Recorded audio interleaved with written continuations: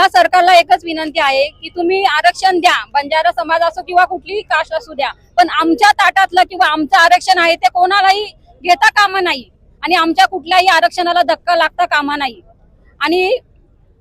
आणि मला सरकारला हे सांगायचं आहे, जर आमच्या आरक्षणाला धक्का लागला तर आम्ही भारत बंद केल्याशिवाय राहणार नाही। आणि एसटी मध्ये जर आरक्षण पाहिजे असेल बंजारा समाजाला तर त्यांना एसटी मध्ये जन्म घ्यावा लागेल।